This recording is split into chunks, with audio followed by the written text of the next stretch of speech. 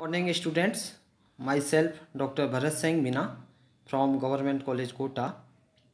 आज हम chemical bonding first में कोवेलेंट बॉन्ड के अंतर्गत bond energy and bond strength, then हम पढ़ेंगे डाइपोल मूवमेंट्स के बारे में विस्तार से डिस्कस करेंगे। इससे पहले हमने similarities and dissimilarities of valence bond theory and molecular orbital theories and साथ ही हमने लास्ट लेक्चर में पढ़ा था multi centre bonding in electron deficient molecules. तो आइए सबसे पहले हम आज जिस टॉपिक पर डिस्कस करने जा रहे हैं वो है आपका बंद ऊर्जा एवं बंद सामर्थ्य। बंद ऊर्जा क्या होती है, किसे कहते हैं, ये हमको कैसे पता चलेगा। इसके लिए जैसा कि हम कोवेलेंट बॉन्ड के बारे में पिछले कई व्याख्यानों में ये डिस्कस करते आ रहे हैं, सहसंयोजक बंध। जब दो परमाणुओं के मध्य एक सहसंयोजक बंध बनता है तो उसमें एनर्जी रिलीज होती है। क्यों? क्योंकि जो मॉलिक्यूल्स होते हैं वो एक स्थायी विन्यास में आकर किसका निर्माण करते हैं। जो एटम होते हैं वो एक स्थायी विन्यास में आकर एक मॉलिक्यूल बनाते हैं, और किसी बंध बनाने में जितनी अधिक ऊर्जा रिलीज होगी बना हुआ बंध उतना ही अधिक बॉन्ड स्ट्रेंथ का होगा, अर्थात हम कह सकते हैं कि वह बंध उतना ही अधिक मजबूत होगा। अब अगर हम इसे दूसरे शब्दों में कहें तो इसको इस प्रकार से भी कह सकते हैं कि एक सहसंयोजक बंध के बनने में निकली हुई ऊर्जा बंध ऊर्जा कहलाती है, और इतनी मात्रा में जो ऊर्जा उपलब्ध करवाने पर वह बंध टूटकर दो उदासीन मूलक बना लेता है।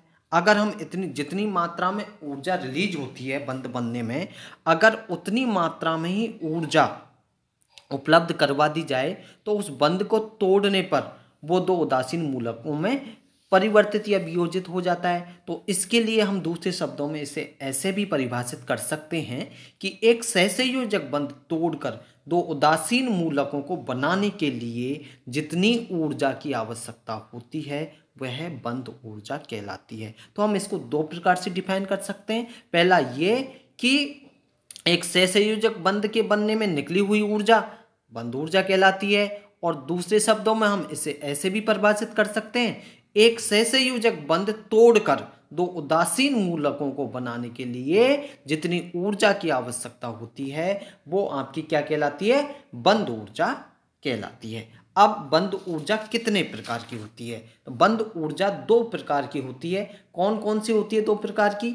एक तो होती है आपकी वियोजन ऊर्जा। अब हम वियोजन ऊर्जा के बारे में डिस्कस करते हैं कि वियोजन ऊर्जा क्या होती है। वियोजन ऊर्जा गैसीय अवस्था में एक बंध को तोड़कर दो उदासीन मूलकों में वियोजित करने के लिए, चूंकि इसका नाम क्या है, वियोजन ऊर्जा, तो इससे आपको ये आभास हो जाता है कि जो बंध होगा वो वियोजित हो जाएगा। किसमें वियोजित होगा? उदासीन मूलकों में। तो इसकी परिभाषा क्या हो जाएगी? गैसीय अवस्था में एक बंध को तोड़कर दो उदासीन मूलकों में वियोजित करने के लिए जो आवश्यक एनर्जी होती है वो उसकी वियोजन ऊर्जा या डिसोसिएशन एनर्जी कहलाती है, और इसको हम रिप्रेजेंट करते हैं कैपिटल टी से। अगर हम इसका एग्जाम्पल लें तो आप देखिए ये H2O है। H2O एक मॉलिक्यूल है। जब इसको हमने इसका एक बंध तोड़ा तो ये दो उदासीन मॉलिक्यूल में वियोजित हो गया। कौन कौन से? HO, ओ उदासीन मॉलिक्यूल बन गया है, और ये बन गया H भी एक उदासीन मॉलिक्यूल में वियोजित हो गया है। और इसकी जो इस बंध को तोड़ने के लिए जो आवश्यक ऊर्जा है, जिसे हम डिसोसिएशन एनर्जी या वियोजन ऊर्जा कह रहे हैं, उसका मान है 118 किलो कैलोरी प्रति मोल।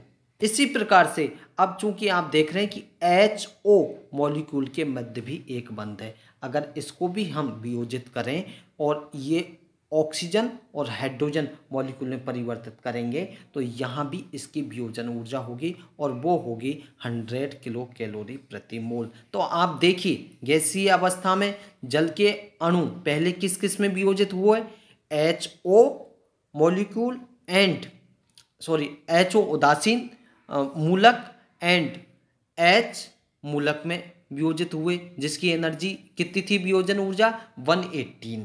और जो HO मूलक में उदासीन मूलक में परिवर्तित हुआ उसको हमने फिर से वियोजित किया तो उसकी एनर्जी का मान आ रहा है 100 किलो कैलोरी प्रति मोल। तो ये आपकी वियोजन ऊर्जा, ये तो आपका बंद ऊर्जा का पहला प्रकार। दूसरा प्रकार है बंद एनर्जी। अब आपके दिमाग में ये चीज आएगी कि बंद एनर्जी क्या है। बंद ऊर्जा हमने इससे पहले पढ़ा था और ये इसके टाइप में भी बंद ऊर्जा है, लेकिन दोनों में अंतर है। दोनों में क्या अंतर है, किसी अणु के विभिन्न बंधों की, ध्यान दें, किसी मॉलिक्यूल के विभिन्न, उस मॉलिक्यूल के साथ जितने बंध बने हुए हैं उनकी वियोजन ऊर्जाओं का एवरेज, जैसे सपोज करो H2O में आपके 2 बंध हैं। कौन कौन से बंध हैं, HO और H। जब इसको हमने वियोजित करा फर्स्ट टाइम तो इसकी वियोजन ऊर्जा का मान 118 किलो कैलोरी प्रति मोल आ रहा था। और जब HO मूलक को हमने H और O मूलक में परिवर्तित किया तो इसकी जो वियोजन ऊर्जा थी उसका मान आ रहा था 100 किलो कैलोरी प्रति मोल। तो दोनों का अलग अलग आया डिसोसिएशन एनर्जी। पहली टाइम डिसोसिएशन करते समय 118 किलो कैलोरी प्रति मोल आया और दूसरे टाइम जब हमने केवल HO मूलक को हमने अन्य 2 मूलकों में परिवर्तित किया तो वहां केवल 100 किलो कैलोरी प्रति मोल आ रहा है। तो यहाँ पर जो बंद ऊर्जा होगी इन दोनों की वो क्या होगी, इन दोनों वियोजन ऊर्जाओं का औसत बंद ऊर्जा कहलाती है। और डाई एटॉमिक मॉलिक्यूल के लिए बंद ऊर्जा और वियोजन ऊर्जा का मान एक ही होता है, अर्थात हमें इसे कह सकते हैं कि D, कैपिटल D किसको, डिसोसिएशन एनर्जी को रिप्रेजेंट करता है और बंद एनर्जी कैपिटल E को रिप्रेजेंट करता है। तो हम इसे कह सकते हैं D इक्वल किसके होगा, E के। क्यों, क्योंकि इन अणुओं में केवल एक ही बंध होता है और एवरेज का तो कोई प्रश्न उठेगा ही नहीं जब एक ही बंध होगा तो। लेकिन जो बहुपरमाणुवीय अणु हैं उनके लिए हमें पहले क्या ज्ञात करनी पड़ेगी, वियोजन ऊर्जा।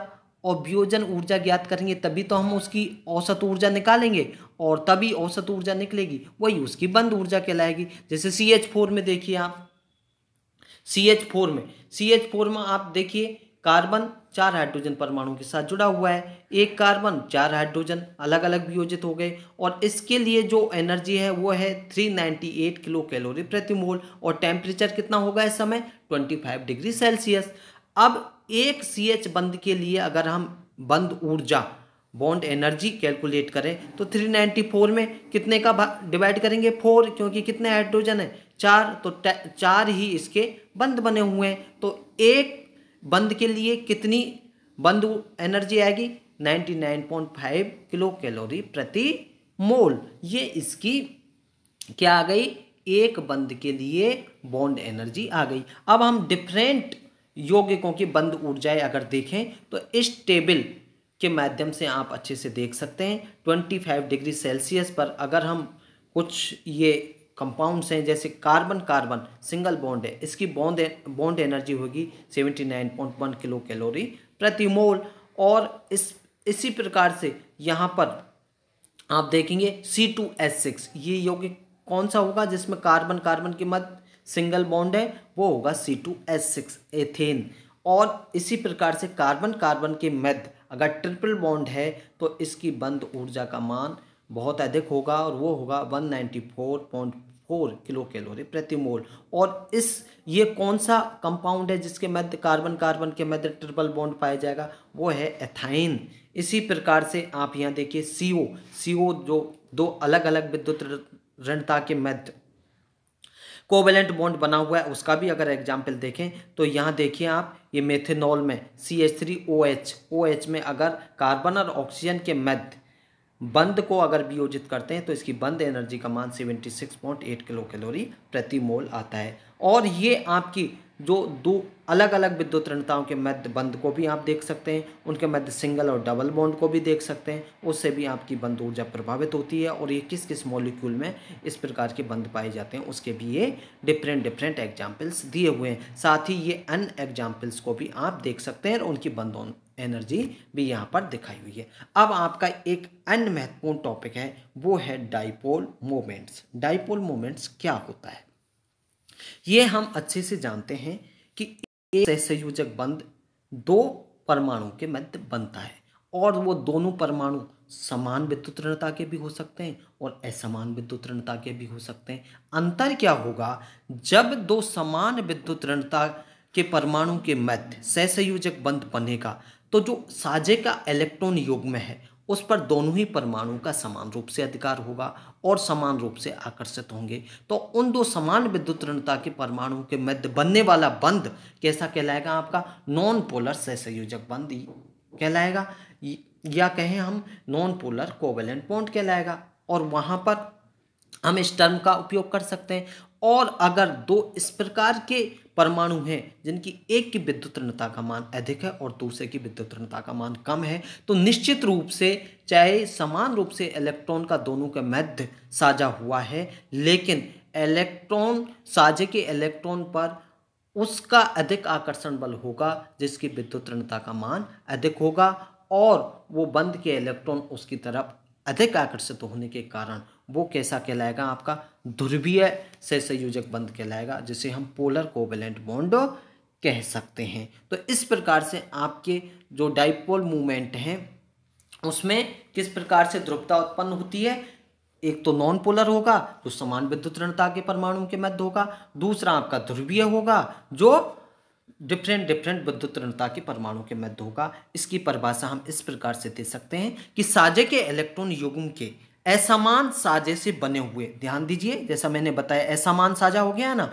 दो अलग अलग विद्युत ऋणता के परमाणु है, एक की कम विद्युत ऋणता है दूसरे की अधिक है, तो असमान साझा हो जाएगा। असमान साझे से बने हुए बंध को हम एक पोलर अथवा ध्रुवीय बंध या कहें पोलर कोवेलेंट बॉन्ड कहते हैं। और इसे कैलकुलेट करने के लिए यहाँ पर देखिए किस प्रकार से पॉलिंग ने किसी बंध की पोलरता अथवा उसके आयनिक गुण को प्रदर्शित करने के लिए डाइपोल मोमेंट का उपयोग किया। और तो इसकी डेफिनेशन क्या है, किसी पोलर अथवा ध्रुवीय अणु के दोनों ध्रुवों के बीच की दूरी, ध्यान दें दोनों ध्रुवों, अणु के दो ध्रुव हैं तो दोनों ध्रुवों के बीच की दूरी क्या कहलाएगी, जिसे हम अंतर्नाभिकीय दूरी भी कह सकते हैं। एंड एक ध्रुव पर उपस्थित आवेश, ध्यान दें जो अंतर्नाभिकीय दूरी है वो तो दोनों ध्रुवों के बीच की दूरी है और जो आवेश है वो किसका ले रहे हैं, एक ध्रुव पर उपस्थित आवेश के गुणनफल, इन दोनों का गुणनफल किस किस का, अंतर्नाभिकीय दूरी और आवेश के गुणनफल को हम क्या कहेंगे, डाइपोल मोमेंट कहते हैं। और इसे म्यू द्वारा प्रदर्शित करते हैं और इसकी जो इकाई होती है वो होती है डी बाई इकाई से इसको शो किया जाता है। और एक डी बराबर होता है 10⁻⁻18 सेंटीमीटर ESU, और या अगर CM को PM में कन्वर्ट करें तो ये हो जाएगा 10⁻8 PM ESU।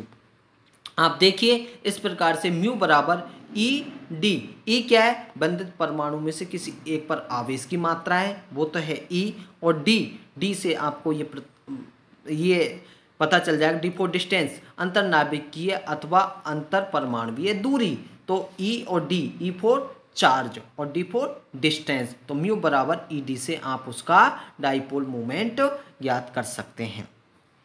एग्जाम्पल के लिए अगर हम लें तो एग्जाम्पल देखिए आप, HF की अंतर्नाभिकीय दूरी 91.7 PM है। यहाँ पर HF अणु के लिए जो अंतर्नाभिकीय दूरी है D वो कितनी दे रखी है, 90 D बराबर है आपका 91.7 PM, ये तो आपकी D दी है। और आवेश जो आपका E है वो कितना दिया है, वो है 4.8 × 10⁻⁻10